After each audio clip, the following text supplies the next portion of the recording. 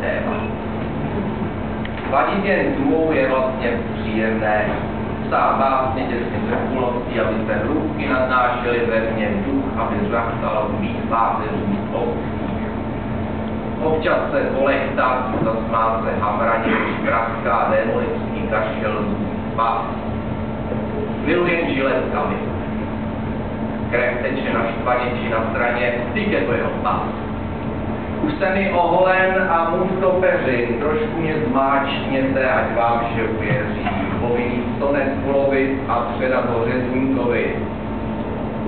Rozdrýmku poslední slov po sobě a kdo ví, nás potkává v tom zlatém kraji, kde se už všichni zhruba znají.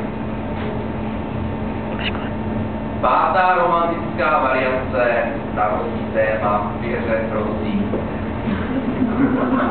Není tady, že? Tak, vyněchte trýzně, na to nikdo nemá dát právo osu na svůj kousek mrvy.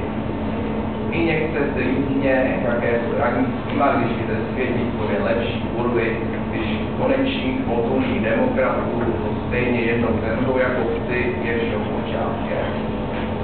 Kdo si kráčí z vranku, roztočit kol, což je oběšen z otázky. Vyněchte trýzně, obci se vzdali. Kdo si je zaslouží, naše tak řečené žaly jsou vlastně nadšené. Zeleň přichází. Ve všech těch hospodách ověčení rvů.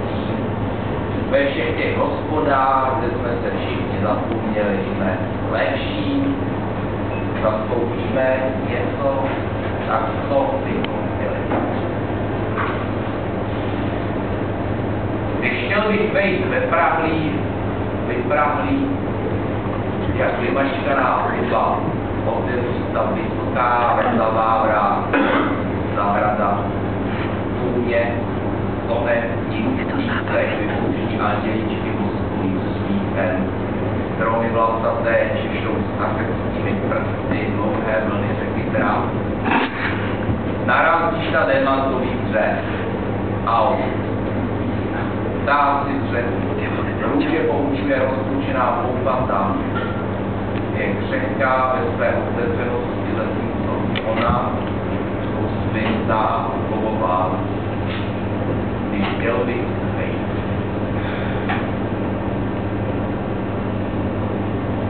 Za okny už možná nikdo není, a ty ještě píše. Všechno se změnilo, je to tak běžné, jak vajno na podlaze, jak láhev moši na odpadky. Ty dvě fašistické lásky se změnily náhle demokratická přátelství, klidně, rozumně a bez emocí. Jistě ti podají ruku, až ti potkají v parku, na ulici. Vždycky to tak bylo. Ani tví přátelé za sebou nechodí, ani se nebásně ti už nerostí. Bojí se tě, nebo se trochu šílený. Thank you.